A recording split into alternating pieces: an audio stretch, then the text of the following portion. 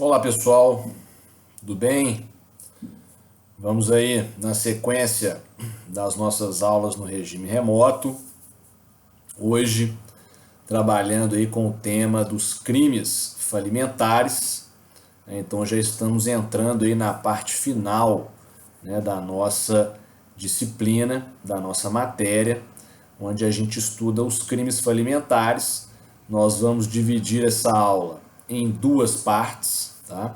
Já que os crimes, né, são aí um pouco extensos, então para melhor visualizarmos aí a dinâmica desses tipos penais, então eu achei melhor dividirmos a aula em duas partes. Então, pessoal, dando início aí à nossa matéria de hoje, logo de cara, né, como não podia deixar de ser, dando sequência nas nossas curiosidades sobre falência e recuperação de empresa, coloquei para vocês aí a recuperação judicial da Teca SA, tá? Que é uma empresa aí do segmento, né, de cama, mesa e banho, né? Ela, né, produz aí esses artigos, colchas, cobertores, né, travesseiros, enfim, um passivo de 16 milhões de reais em média, ingressou em recuperação judicial em 2012, tá? É uma empresa bem conhecida aí no nosso Brasil, né? Imagino que vocês devem ter artigos da Teca aí na casa de vocês, né? São amplamente comercializados aí em supermercados, né? Em lojas próprias, etc. Beleza? Então é a Teca também passando aí por dificuldades financeiras, né? E se valendo aí da recuperação judicial, beleza, pessoal? Então, ótimo. Então, entrando nos crimes falimentares, os crimes falimentares eles estão regulados a partir do artigo 168 da nossa lei de recuperação. Então, já coloquei ele aí no PDF para vocês, tá? Selecionei aqui até o tipo penal do artigo 172, beleza? Tá no PDF aí, né? Obviamente, todo mundo com o PDF aberto aí, né? Então, vamos analisar o tipo penal do artigo 168, tá?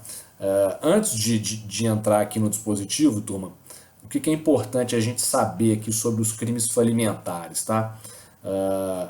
Vamos lá. Crimes falimentares, né, são condutas, né, antijurídicas que o empresário pode praticar, mas não apenas o empresário, tá? Não apenas o empresário devedor. Os tipos penais aqui, eles também podem ser praticados, por exemplo, por contadores que vão auxiliar o empresário na escrituração da empresa. É o que a gente já vai ver logo de cara nesse primeiro tipo penal. Advogados, né, também, beleza? E o juiz pode praticar crime falimentar, o administrador judicial pode praticar crime falimentar, beleza? Então, esses tipos penais, né, eles podem ser praticados por várias figuras participantes do procedimento falimentar ou de recuperação judicial. No que tange especificamente ao empresário, nós temos que ter em conta aqui, levar em consideração e lembrar, né, daquele regime de ineficácia dos atos do falido que nós estudamos, né, lá atrás, regulado lá nos artigos 129 e 130, tá, turma? Lá no artigo 129, nós estudamos a ineficácia objetiva, né, dos atos do falido, ou seja, aquele rol de atos, né, considerados ineficazes objetivamente, desde que praticados dentro do chamado termo legal da falência, né? Então existem atos que o empresário vai praticar ali no período anterior à falência que se tiverem sido praticados dentro do termo legal da falência, que a gente já estudou, né, aquele período anterior à quebra, onde os atos do falido vão ser investigados, né, podendo o juiz, inclusive, decretar a ineficácia objetiva de ofício, né, se ele identifica ali um trespasse irregular, né, nos 90 dias anteriores ali o período de falência, né, se ele identifica o pagamento de uma dívida não vencida, né, se ele identifica uma renúncia à herança ou alegado, a prática de um ato a título gratuito. Todos esses atos ineficazes objetivamente estão lá no 129. Né? Eles independem de dolo, né? Eles independem de dolo para terem a sua ineficácia declarada pelo juízo. Agora, lá no 130, nós temos os atos ineficazes subjetivamente. Né? São aqueles atos que podem ter sido praticados a qualquer tempo, não necessariamente tem que estar dentro do termo legal, né? Qualquer tempo, desde que o empresário tenha um intuito fraudulento na prática desses atos, né? Esses atos podem ser declarados ineficazes, né? Desde que se prove o dolo do empresário falido na prática desses atos. Ou seja, o intuito de fraudar os credores. Tá? O meio pelo qual se declara essa ineficácia é a chamada ação revocatória, né, que todo mundo já domina aí, nós já falamos muito disso, já cobramos isso em prova, etc. Então vejam, turma, é isso que tem que ter atenção, por quê? Quando a gente estuda lá os atos ineficazes subjetivamente, o dolo, né, a prova do dolo, nós vamos ter a responsabilidade desse empresário que atuou dolosamente tanto na esfera civil quanto na esfera penal. Né? Lá, quando a gente estudou o regime de ineficácia, nós vimos que, né, moveu-se a ação revocatória, né, aí vimos lá quem são os legitimados, né, para ajuizar a ação revocatória, administrador judicial, Ministério Público, qualquer credor.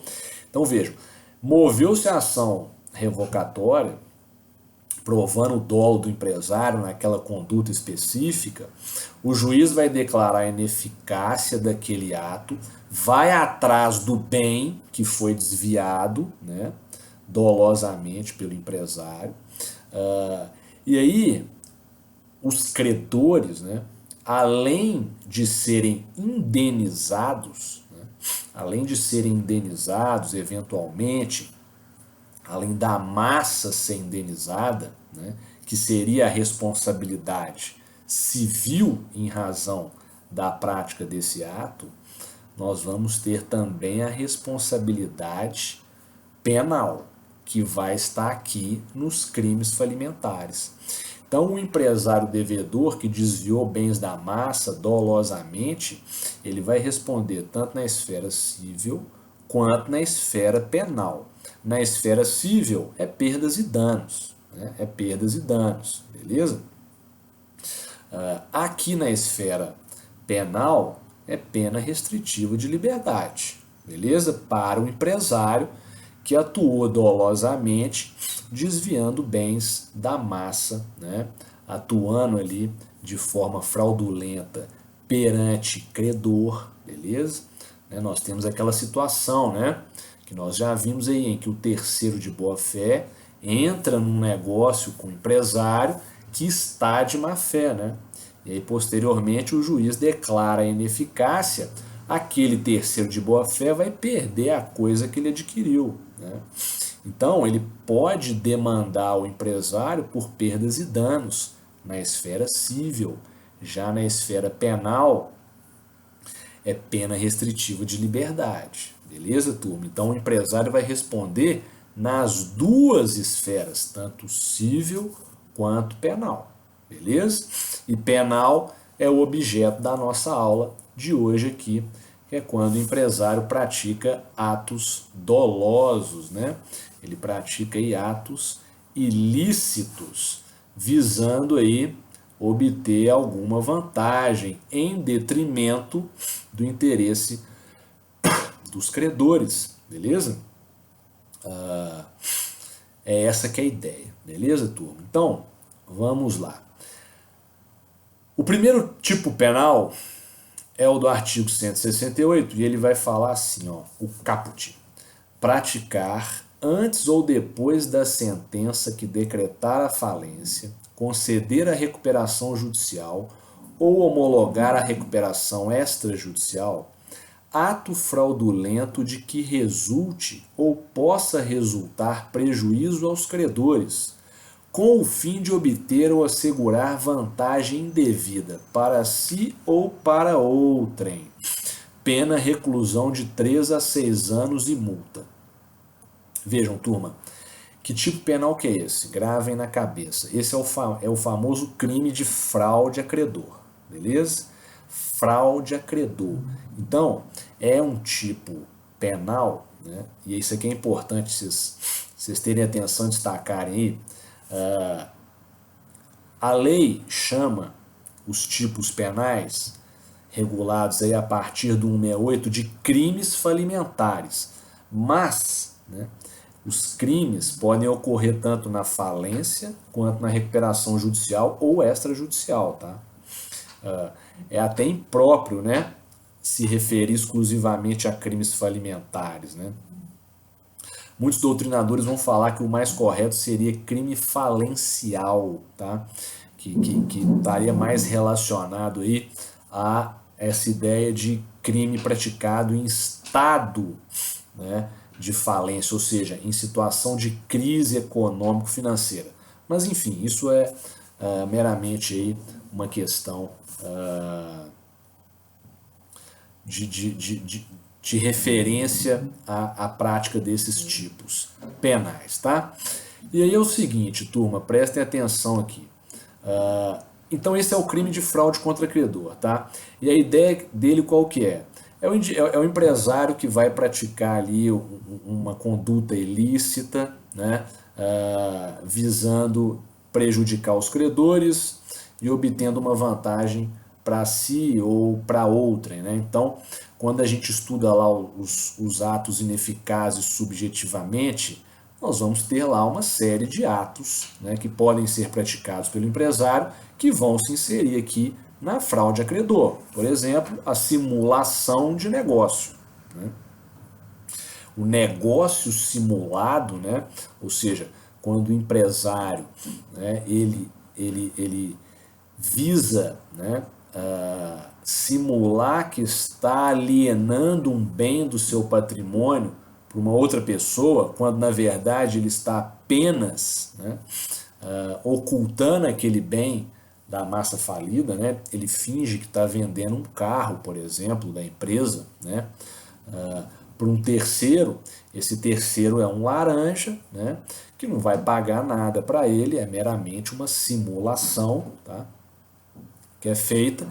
Ou seja, a ideia qual que é? Prejudicar os credores através do desvio de um bem que futuramente iria integrar a massa, né? Tirando esse bem do alcance do administrador judicial. Isso é fraude a credor, tá? É o negócio simulado, né? Vai gerar a declaração de ineficácia, né, pelo juiz por meio da ação revocatória, né? Mas também vai gerar aqui, né, a denúncia por parte do Ministério Público, tá, turma? Em razão da prática de fraude a credor, que foi a tentativa de desviar bens da massa, né? Ou efetivo desvio, né, se realmente ocorreu, né, aquela venda simulada do veículo, tá? Beleza? É essa que é a ideia, pessoal. Então, negócio simulado vai se inserir aqui na fraude a credor, né? Que mais? Aquelas ideias que eu passei para vocês, né, de quando o empresário ele paga uma dívida não vencida, né, mas com o dolo, né, de privilegiar determinado fornecedor que é amigo seu, né, ou então ele paga uma dívida não vencida combinando com o credor, né? Que vai ter um abatimento no valor dessa dívida, né? Só que o credor vai dar uma quitação de 100%, o que vai gerar ali uma folga no seu balanço, ele vai embolsar o dinheiro, né? A diferença, né? É aquela ideia, né? Ele deve para o credor 50 mil reais, né? A dívida ainda não está vencida, mas ele já oferece pagar 30, né? Antecipadamente, porém com o credor dando um recibo de quitação de 50, né? Então ele pagou 30, recebeu quitação de 50, gerou uma folga na contabilidade dele de 20 mil. O que ele vai fazer com esses 20 mil? Vai embolsar esse dinheiro. Isso é fraude contra credor, beleza? Isso é fraude contra credor, beleza, turma? Então essa que é a ideia da fraude contra credor. Inúmeras condutas, né, praticadas pelo empresário, tanto antes da falência, quanto durante, quanto após, ou na recuperação judicial ou extrajudicial, podem se inserir aqui nesse tipo penal do 168. Ele é bem largo, tá? Ele é bem largo, né? É essa que é a ideia. Sempre que o dolo for defraudar os credores, tá aqui no 168, respondendo o empresário com pena restritiva de liberdade, que é uma das penas mais altas, tá, turma? Uma das penas mais altas nesse rol aí dos crimes falimentares, tá? Ela vai de 3 a 6 anos e multa, beleza? 3 a 6 anos de pena restritiva de liberdade e multa. Aí no parágrafo 1º nós vamos ter causas de aumento de pena, tá? Então, vamos lá no parágrafo 1º, ó. A pena aumenta-se de 1/6 a 1/3 se o agente, primeiro, elabora escrituração contábil ou balanço com dados inexatos. Então aqui, causa de aumento de pena, está tratando, né, daquela obrigação de todo empresário, que a gente já estudou lá no Empresarial 1, né, da escrituração, né? Escrituração e levantamento de balanços, que vai estar lá no artigo 1179 do Código Civil Brasileiro, né? Todo empresário é obrigado a seguir um sistema de escrituração contábil, né, baseado na elaboração dos livros empresariais, atribuição essa que é desenvolvida pelo contador, né, pelo profissional da contabilidade, né, bem como o empresário tem a obrigação de levantar balanços, né, anualmente, beleza? Anualmente, regra geral, anualmente, né? Somente quando a gente está diante de instituição financeira que levanta semestralmente, mas a regra geral é anualmente. Então, nessa primeira causa de aumento de pena, nós temos a elaboração de escrituração contábil ou balanço com dados inexatos. O empresário está ali, né, jogando ali informações naquela escrituração, nos livros empresariais ou nos balanços, né, no balanço patrimonial e no balanço de resultado econômico, são os dois balanços aí, né, ao qual ele tem a obrigação de levantar, que vão estar lá nos artigos 1188 e 1189 do Código Civil, tá? Então ele vai lançar informações inexatas, né, com o fim, né, de maquiar, né, a realidade do que está ocorrendo na contabilidade da empresa, né, com o fim de sonegar imposto, etc. Beleza? Ele tem um faturamento X, né, um faturamento de R$1 milhão, mas ele lança na contabilidade um valor inferior, né, para pagar menos imposto, por exemplo, né? Beleza? Essa que é a ideia do falseamento dessas informações aqui na escrituração e nos balanços. No inciso 2º, nós vamos ter omite na escrituração contábil ou no balanço lançamento que deles deveria constar ou altera a escrituração ou balanço verdadeiros. Ou seja, é a mesma lógica, né? Está falseando informações, está omitindo informações, está lançando dados inexatos, beleza? Alterando informações verdadeiras lançadas no balanço, tá, turma? A ideia dessas causas de aumento é cercar ao máximo aí essa prática de alterar de forma dolosa balanço e escrituração, beleza? Inciso terceiro, destrói, apaga ou corrompe dados contábeis ou negociais armazenados em computador ou sistema informatizado. Isso aqui é muito importante, né? Já que os livros empresariais hoje, né, são em forma digital, né?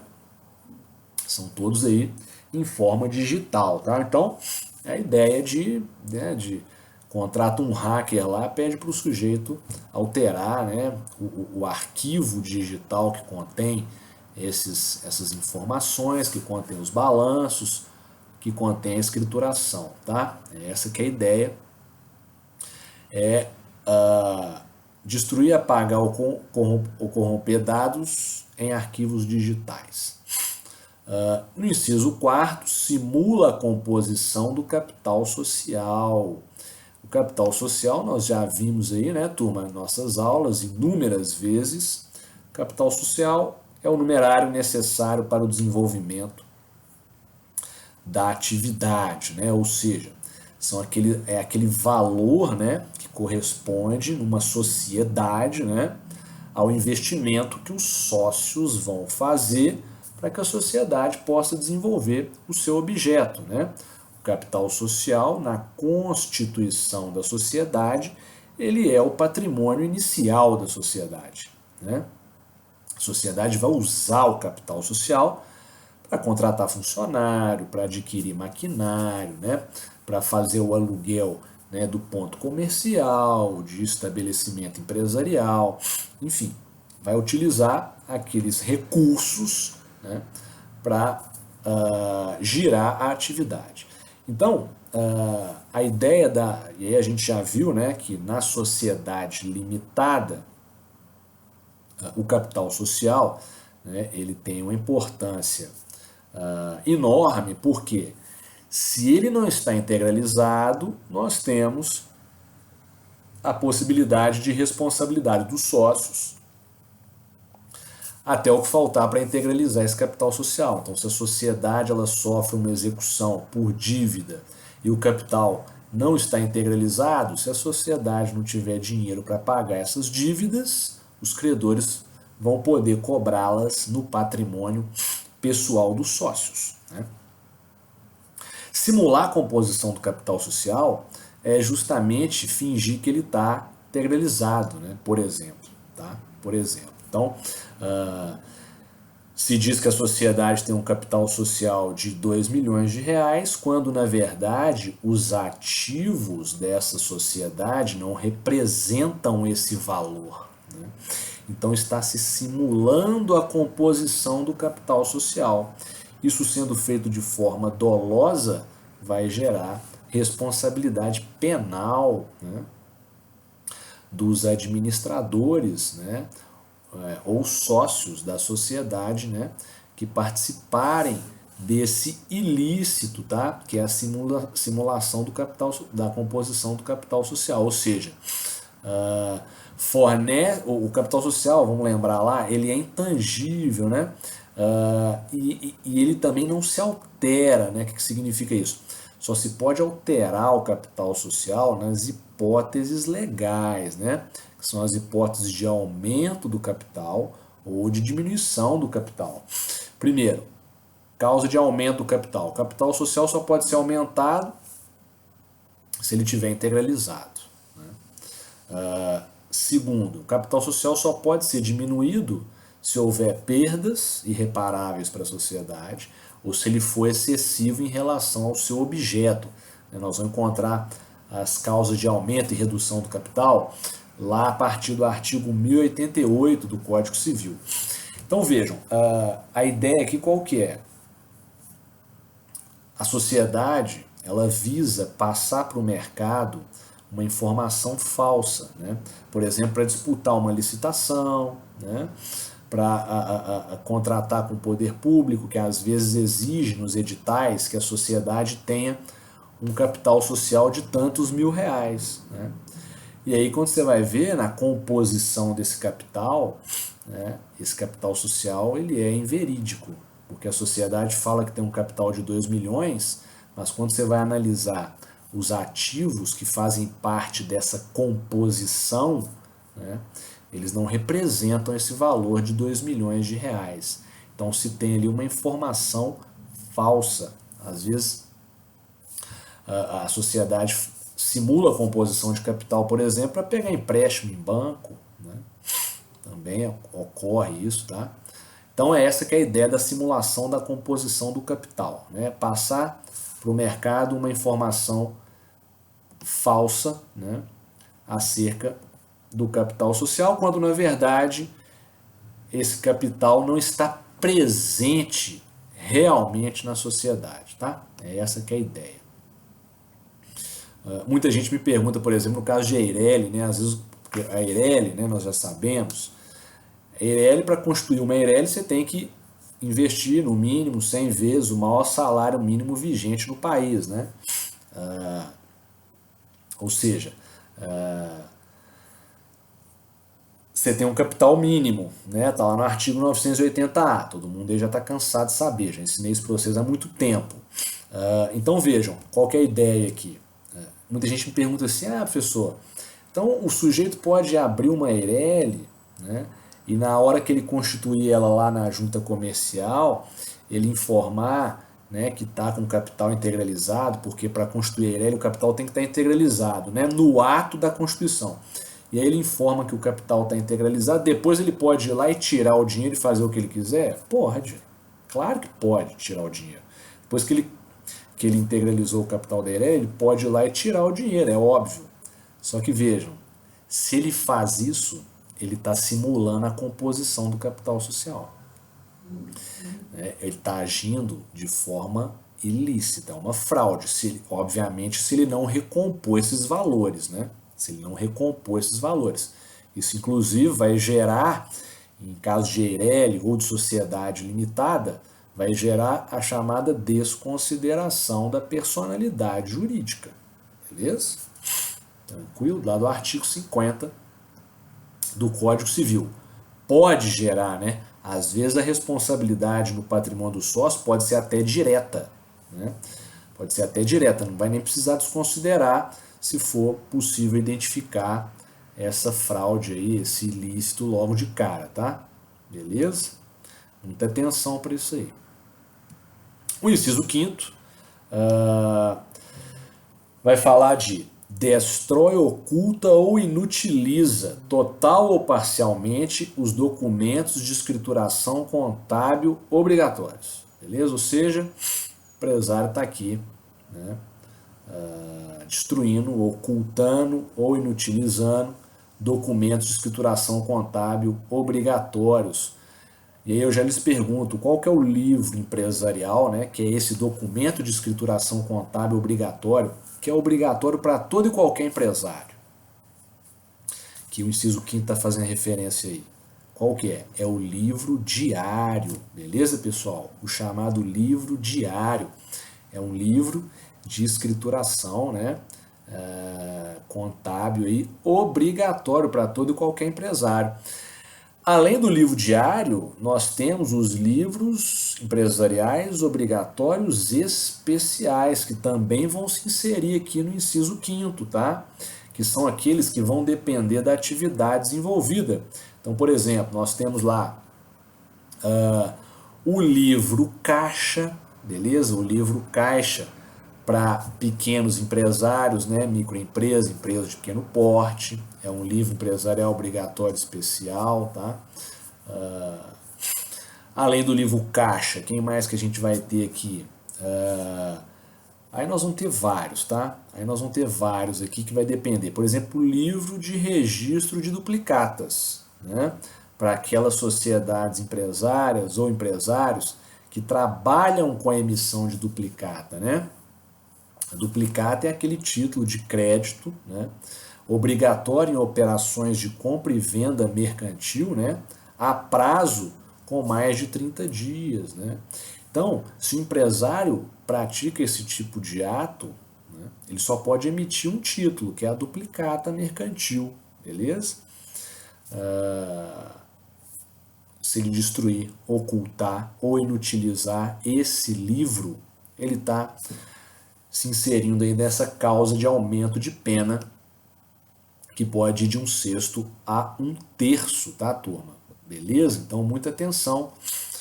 O inciso 5º fala dos livros empresariais obrigatórios. O livro diário, que é o livro empresarial obrigatório comum, e os livros empresariais obrigatórios especiais, dos quais são exemplos esses que eu acabei de falar.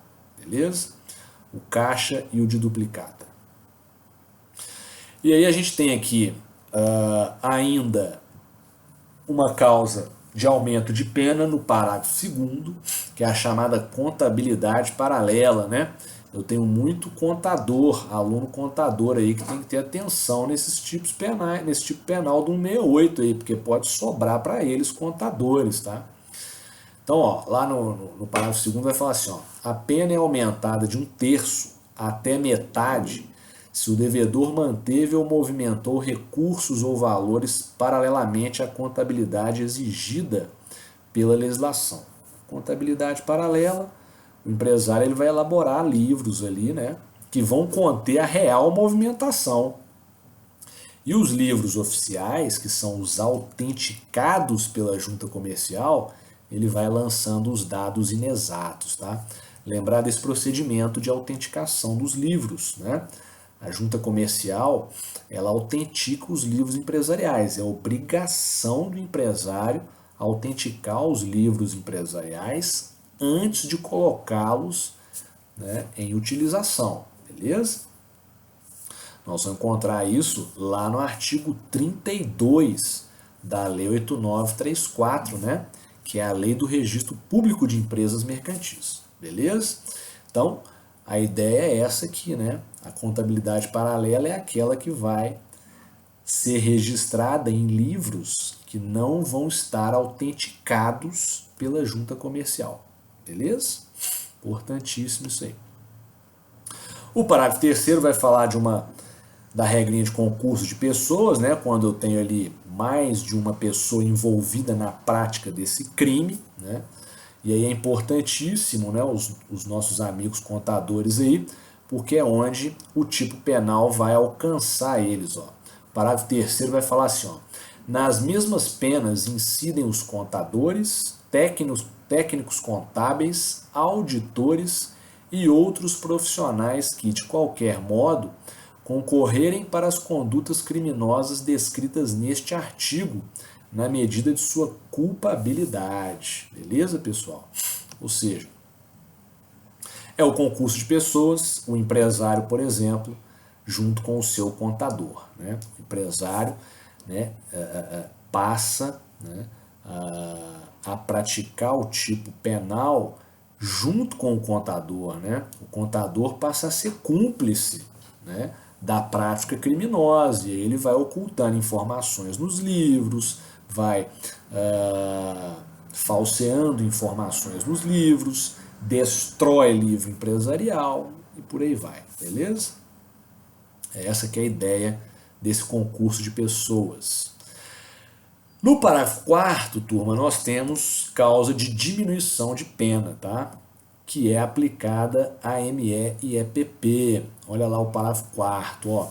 Tratando-se de falência de microempresa ou de empresa de pequeno porte e não se constatando prática habitual de condutas fraudulentas por parte do falido, poderá o juiz reduzir a pena de reclusão de 1/3 a 2/3 ou substituí-la pelas penas restritivas de direitos, pelas de perda de bens e valores ou pelas de prestação de serviços à comunidade ou a entidades públicas.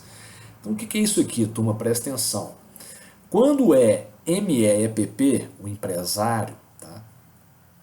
A gente tem essa aplicação dessa redução de pena. Só que é o seguinte, o importante aqui a destacar é que, olha o que ele fala aqui, ó, tratando de falência de ML e EPP e não se constatando prática habitual de condutas fraudulentas por parte do falido. Então, desde que esse empresário envolvido no ato ilícito, ele não pratique habitualmente a prática desses atos, né? Em sendo microempresa ou empresa de pequeno porte, vai se beneficiar da redução de pena, tá? Dessa causa de redução de pena. Lá embaixo no nosso PDF, eu coloquei para vocês julgados, tá? Do nosso Tribunal de Justiça de Minas Gerais. O primeiro julgado, aliás, o segundo julgado aqui, ó, o segundo julgado TJMG, né, existe a considerar, é a prática de crime de fraude contra credor, tá, do 168, e o juiz não aplicou a redução de pena, era uma ME, o juiz não aplicou a redução de pena porque a prática daquela conduta ilícita era reiterada pelo empresário. Tá? Depois vocês leem a ementa aí, ó, o último julgado que eu coloquei no PDF para vocês é exemplo de não aplicação da redução de pena prevista no parágrafo 4º aí, do 168, em razão do empresário praticar reiteradamente aquela conduta. Beleza, pessoal? Então, muita atenção aí. Se ficar constatado que o empresário ele vem praticando aquela conduta ali já há algum tempo, né, então não faz sentido essa redução de pena, mesmo que ele seja microempresa ou empresa de pequeno porte. Tranquilo? Então é isso, pessoal. Passando para o próximo tipo penal, do artigo 169, que é a violação do sigilo empresarial, nós temos lá no seu caput, vamos lá, ó. Violar, explorar ou divulgar sem justa causa sigilo empresarial ou dados confidenciais sobre operações ou serviços, contribuindo para a condução do devedor a estado de inviabilidade econômica ou financeira. Pena reclusão de 2 a 4 anos e multa. O que é isso aqui, turma? Presta atenção. Quando a gente falar de sigilo empresarial, a gente vai destacar o seguinte, turma. Nós temos que lembrar das aulinhas lá do Empresarial 1, tá? Sigilo empresarial são aquelas informações estratégicas do empresário, né, que ele vai guardar 7 chaves, tá, que vão garantir a ele, né, a sua posição, né, favorecida no mercado, frente a um concorrente, né, com uma vantagem competitiva. Tá? Então, vamos lembrar lá, ó, quando o empresário ele tem essas informações estratégicas, né, ele vai guardar o chamado segredo empresarial ou sigilo empresarial. Né? Então, a ideia aqui desse tipo penal do 169, qual que é? A ideia desse tipo penal do 169 é justamente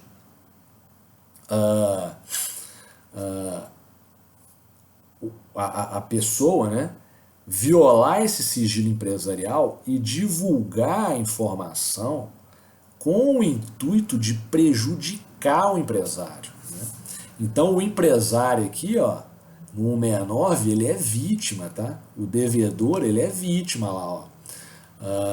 Violar, explorar ou divulgar sem justa causa sigilo empresarial ou dados confidenciais sobre operações ou serviços, contribuindo para a condução do devedor a estado de inviabilidade econômica ou financeira. Então a vítima aqui é o empresário. O empresário devedor aqui ele sai da posição, né, de sujeito ativo, né, da prática criminosa, e ele passa a ser a vítima, tá, da prática criminosa. Então eu posso ter ali um funcionário da empresa que obteve essas informações estratégicas, esses dados sigilosos, e aí está usando essas informações indevidamente, beleza?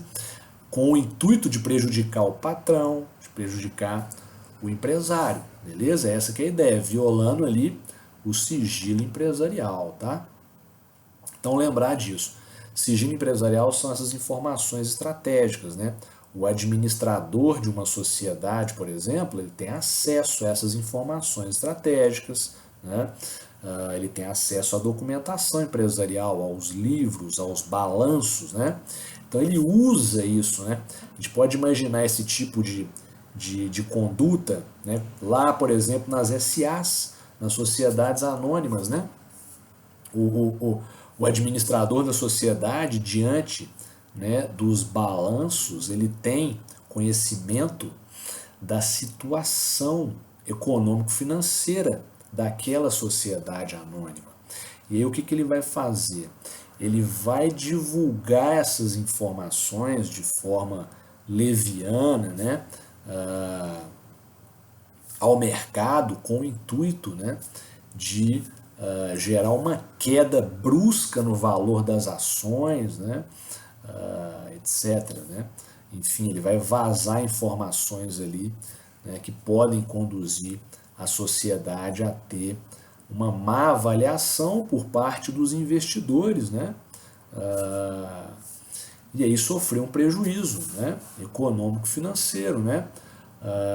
Beleza? Essa que é a ideia aqui da violação de sigilo empresarial, né?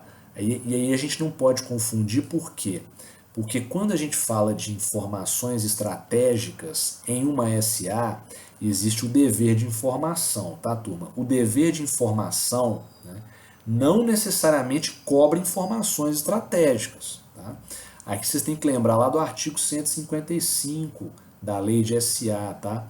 Que trata do dever de divulgar informações, né, relevantes que possam influir no preço da ação.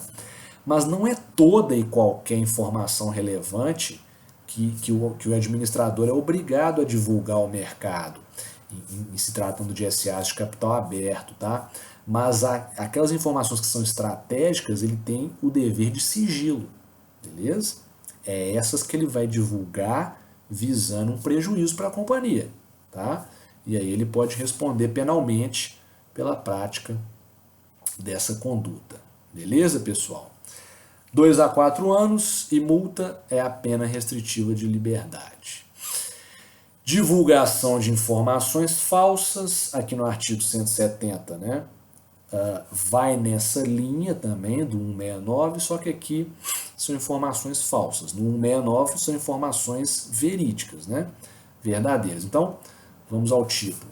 Divulgar ou propalar por qualquer meio informação falsa sobre devedor em recuperação judicial, com o fim de levá-lo à falência ou de obter vantagem, pena reclusão de 2 a 4 anos e multa. Ou seja, pessoal, nada mais é que aquele indivíduo que vai inventar ali uma inverdade sobre o empresário, objetivando levar ele a uma situação de crise, tá? Econômico-financeira, e a uma situação de falência, né? Então, a divulgação, por exemplo, numa empresa petrolífera, né, de que o poço de petróleo que ela opera, né, ele se esgotou, né? Ou então ele se tornou inviável, beleza? A exploração se tornou inviável e aquele ali é o principal poço de extração de petróleo que a companhia possui, né? Então, uma informação dessa no mercado vai fazer o que com o preço das ações? Vai jogar o preço das ações lá embaixo, né? Vai gerar uma corrida dos investidores para longe dessa empresa, gerando um prejuízo enorme para a empresa, que pode conduzir ela a uma situação de crise econômico-financeira e quem sabe até a falência, né? Então é essa que é a ideia, divulgar informações falsas, né? Ou então é a divulgação de informação de que um determinado produto, né, ele é prejudicial à saúde, né? Vamos imaginar aí uma empresa que atua no ramo de farmácia, de cosméticos, né? Coloca um produto no mercado e aí de repente se divulga uma informação que aquele produto ali ele é prejudicial à saúde das pessoas. Nós tivemos isso agora acontecendo recentemente com a Johnson & Johnson, né? A Johnson & Johnson passou por uma acusação de que um um determinado produto dela lá, um talco, né? Ele causava câncer nas pessoas, né? Depois comprovou-se que era uma informação falsa, né? Que isso não era verdade, mas vejam o potencial de uma informação falsa, né? Gera uma queda abrupta nas vendas desse produto, né? E aí a empresa fez todo um investimento, colocou dinheiro nisso, e aí ela tem todo o seu investimento ali colocado em risco em razão de informações falsas. Isso é crime, tá? É o 170 aí. O 171, turma, vai falar da indução a erro, tá? Indução a erro é um tipo penal bem interessante, porque aqui quem vai ser a vítima, né, é a administração da justiça, tá? Olha que interessante. Uma das vítimas, né? Vamos lá a leitura. Ó. Sonegar ou omitir informações ou prestar informações falsas no processo de falência, de recuperação judicial ou de recuperação extrajudicial, com o fim de induzir a erro o juiz, o Ministério Público, os credores, a Assembleia Geral de Credores, o comitê ou o administrador judicial. Pena reclusão de 2 a 4 anos e multa. Então vejam, turma, na indução a erro, né, o que você tem, né, é uma tentativa, né, por parte do sujeito ativo desse tipo penal, né, de prejudicar o procedimento.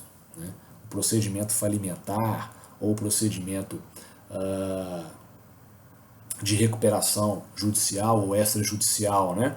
Então, ele vai prestar informações falsas, né, nesses processos, e aí vai induzir a erro o juiz, órgão da falência ou da recuperação judicial, o MP, os credores, a Assembleia, o comitê e o administrador judicial. Tá?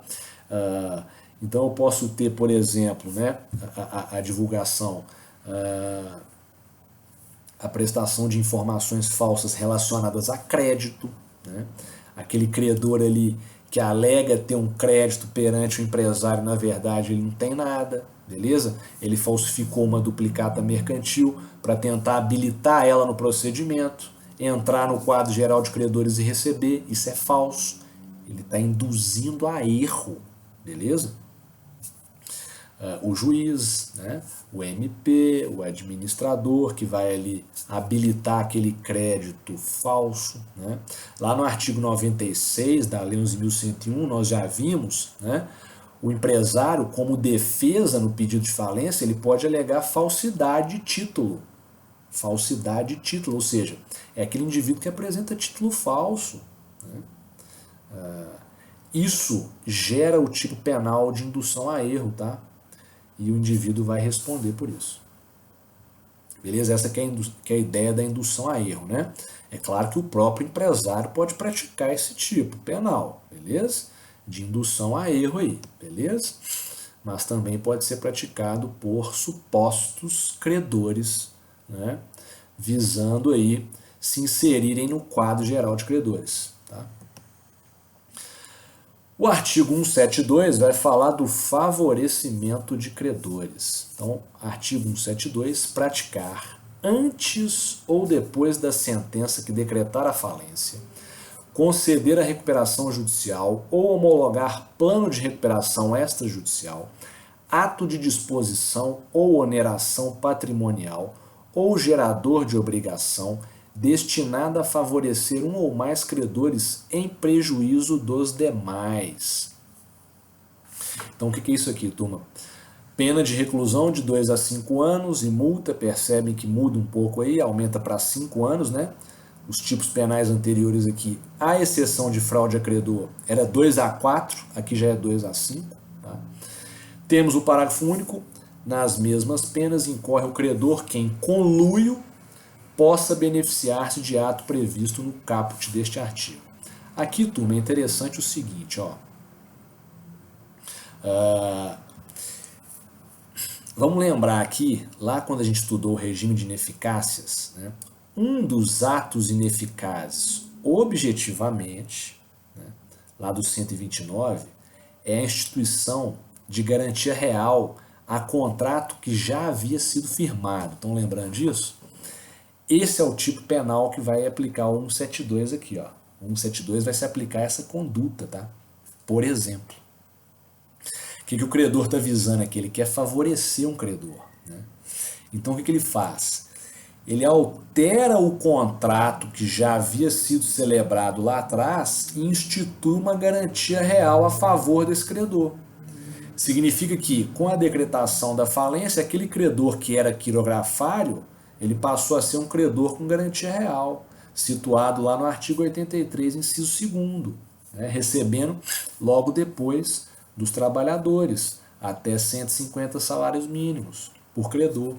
Né? Então, ocorreu um favorecimento de credor através da instituição de um direito real de garantia após a celebração do contrato.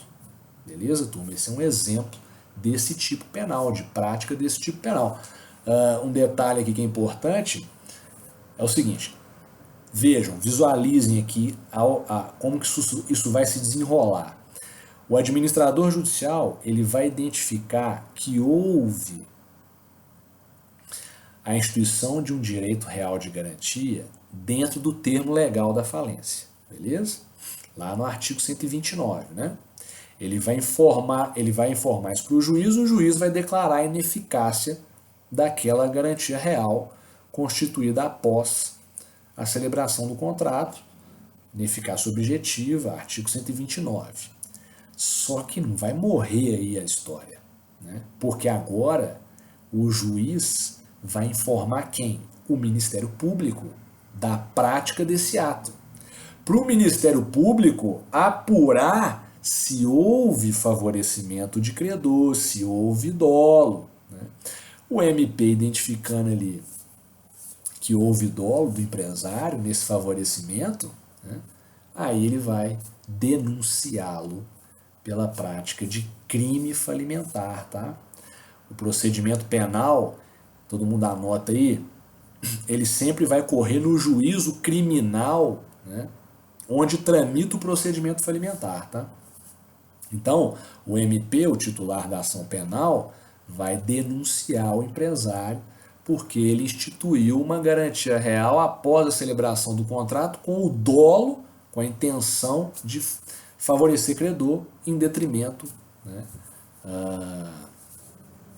dos demais credores. Beleza, turma? Então, é assim que funciona na prática. Sempre que o administrador judicial, o juiz, né, eles identificam ali uma conduta que é suspeita de se enquadrar como um crime falimentar, eles vão informar isso para o MP e o MP vai diligenciar para apurar isso e eventualmente apresentar denúncia contra o empresário, contra quem quer que seja que incorra na prática do crime falimentar, beleza?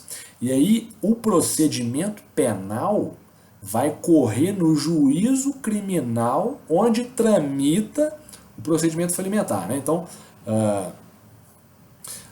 o procedimento falimentar tramita lá no foro, né, do principal estabelecimento do empresário devedor. Então, é o juízo criminal, né, onde está situado o principal estabelecimento, é que vai conduzir esse procedimento penal, beleza? Sempre tramita no juízo criminal, onde tramita o procedimento falimentar, ou seja, no juízo do local onde está situado o principal estabelecimento do empresário devedor. Beleza, pessoal? Então essa que é a ideia do favorecimento de credor.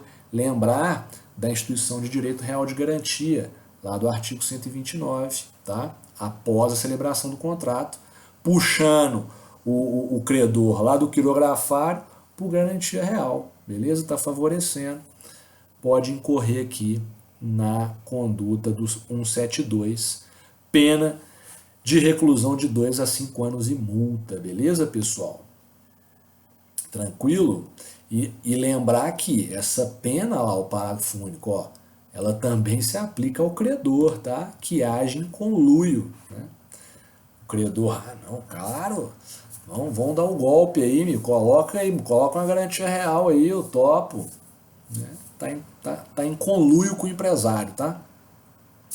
Ou seja, vai responder também por esse tipo penal. Então, turma, aqui a gente finaliza essa primeira parte dos crimes falimentares. Lembrar que não é só o empresário devedor que pratica crime falimentar, tá? É o empresário, é credor, mais para frente a gente vai ver juiz, administrador judicial, essas figuras todas podem incorrer na prática desses crimes. Segundo, crime falimentar não é só na falência, também ocorre na recuperação judicial, na recuperação extrajudicial. Terceiro, não é só durante o procedimento, a conduta pode ter sido praticada antes, durante ou depois do procedimento falimentar ou de recuperação judicial ou extrajudicial. Beleza? O procedimento penal sempre vai correr no juízo criminal, onde tramita o procedimento falimentar. Beleza, pessoal? Próxima aula a gente continua. Um grande abraço para vocês. Qualquer dúvida, vocês me enviem pelo SGA. Coloquei uma doutrina aí para vocês, leiam.